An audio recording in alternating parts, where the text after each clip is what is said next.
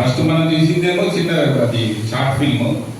తర్వాత హెల్మెట్ పెట్టుకోవడం వల్ల లారీ కింద పడిన బస్ కింద పడినప్పుడు అతను బతికి, అలాగే ఇంతకు లాస్ట్లో చూసింది కూడా చూడండి, అది హెల్మెట్ ఉండేట్లు అతను ఎగిరి అంత చెప్పినా తల నీళ్ళకి తాకినా కూడా అతను బతకగలిగినాడు. ఎందుకంటే హెల్మెట్ యొక్క ప్రాముఖ్యత చాలా ఉంది. ఎందుకంటే ఇప్పుడు మేము రెగ్యులర్గా యాక్సిడెంట్ చూస్తుంటాం కదా, ఈ మధ్య మోటార్ సైకిల్ గుద్దుకొని ముక్కున్నారు చనిపోతున్నారు, ఓన్లీ హెల్మెట్ లేకపోవడం వల్ల. మన దగ్గర ఇప్పుడు సిరిసిల్ల జిల్లాలో అయితే మోటార్ సైకిల్ యాక్సిడెంట్ చాలా అవుతుంటాయి.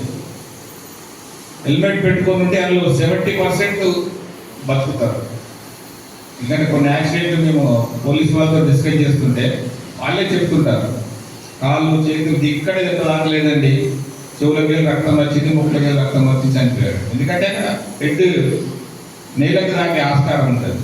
ఈ మోటార్ సైకిల్ యాక్సిడెంట్లు ఏమవుతుందంటే ఫస్ట్ తలనే మనకు నీళ్ళకి తాకుతుంది. ఎందుకంటే మనం ఒక 60-70 స్పీడ్లో పోతున్నాం అనుకోండి, వెహికల్ సడన్గా చెట్టుకో లేకుండా ఏదన్నా ఆవు ఏదో గేదెలో వచ్చే గుద్దామనుకోండి, వెహికల్ ఆగుతుంది కానీ మనిషి ఆగడు. మనిషి ఏంటి అదే 60 స్పీడ్లో ఉంటాడు. వెహికల్ గేదె వచ్చి గేదె గుద్దిన మనం అదే స్పీడ్లో పైకి లేచి ఫస్ట్ భూమికి తాగే తలనే ఉంటుంది. కాబట్టి హెల్మెట్ ఉంటే, అందుకే హెల్మెట్ పెట్టుకోమని చెప్పేది అందుకే. అలాగే ఇప్పుడు చాలా అన్ని ఇప్పుడు మనం చూసిన యాక్సిడెంట్లు అన్నీ మానవ తప్పిదాలు, అవునా కదా.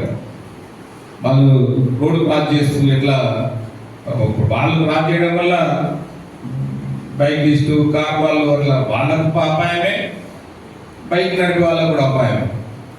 కాబట్టి మనము ఇంతకుముందు మన డిప్యూటీ అని చెప్పినట్టుగా ఆల్మోస్ట్ అన్ని యాక్సిడెంట్స్ మనం అవాయిడ్ చేయొచ్చు, అంటే అప్రమత్తతో ఉంటే.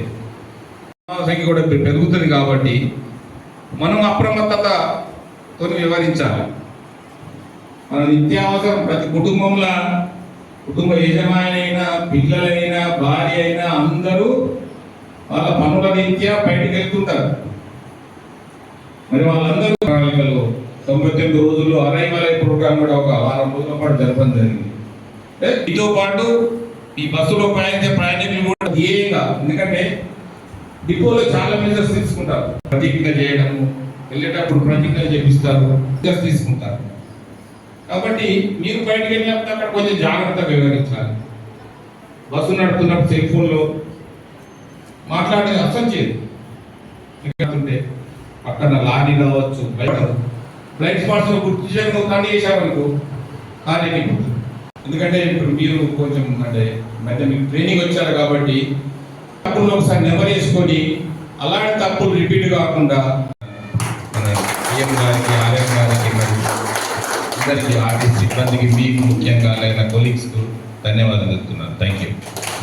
ఈరోజు రాజన్న సిరిసిల్ల జిల్లాలోని ఆర్టీసీ సిరిసిల్ల డిపోలో సిరిసిల్ల మరియు వేములవాడ డిపోకి సంబంధించిన డ్రైవర్లందరికీ ప్రమాదాలు జరగకుండా ఏ విధంగా మరి మనం డ్రైవింగ్ చేయాలి, ఎలాంటి ముందు జాగ్రత్త చర్యలు తీసుకోవాలి, ప్రమాదాల నివారణకి తీసుకోవాల్సిన సూచనలు, సలహాలను అనే ఒక కార్యక్రమం ఈరోజు కండక్ట్ చేయడం జరిగింది. దీనికి ముఖ్య అతిథిగా మన జిల్లా రవాణా శాఖ అధికారి గౌరవ శ్రీనివాస్ సార్ గారు ఈ కార్యక్రమానికి హాజరయ్యి మా డ్రైవర్లందరికీ కూడా చాలా అద్భుతమైన మెలకువలు ప్లస్ రీసెంట్గా జరుగుతున్న యాక్సిడెంట్స్కి సంబంధించిన ఒక అనాలిసిస్ కూడా వీడియో రూపంలో చెప్పడం జరిగింది. చాలా బ్రహ్మాండమైన ప్రోగ్రామ్కి మా డ్రైవర్లందరికీ కూడా ఇది ఒక మంచి ఉత్తమమైన ప్రోగ్రాము. దీన్ని ఇవి మెలకువలు అన్నీ కూడా ఇంప్లిమెంట్ చేసుకుంటూ మన రానున్న రోజులలో ప్రమాదాల నివారణ, ఆ ప్రమాదాలు తగ్గించడానికై మా ఆర్టీసీ డ్రైవర్లు అందరూ కూడా కలిసికట్టుగా చేస్తారని చెప్పేసి నేను ఆశిస్తున్నాను. Thank you very much. అందరికీ నమస్కారం. ఈరోజు రాజన్న సిరిసిల్ల జిల్లాలోని మరి సిరిసిల్ల డిపోలో మరి వేములవాడ నుంచి, అలాగే మన సిరిసిల్ల నుంచి, అలాగే కర్ణా నుంచి డ్రైవర్స్ మరి 60-70 మంది డ్రైవర్లు వచ్చి మరి వాళ్ళకి రిఫ్రెషర్ ట్రైనింగ్లో భాగంగా డిప్యూటీ ఆర్ఎం గారి ఆధ్వర్యంలో మరి డిఎంల సారథ్యంలో ఈరోజు వారికి అవగాహన నిర్వహించడం జరిగినది. ఈ సందర్భంగా మరి వారికి రోడ్డు భద్రత పట్ల వాళ్ళకు కొన్ని సూచనలు చేయడం జరిగింది. అలాగే సంస్థను కాపాడడం యొక్క వాళ్ళ ముఖ్య ధ్యేయంగా, అలాగే మరి డిప్యూటీ ఆర్ఎం గారు కూడా మరి మన ప్రమాద బీమా వాళ్ళ ఆర్టీసీ నష్టపోకూడదనే ఉద్దేశంతో వారు ఎలాంటి ప్రమాదాలు జరగకుండా ఉండాలనే ఉద్దేశంతో వారికి మేము రిఫ్రెషర్ ట్రైనింగ్ లెక్క వేయడం జరిగింది.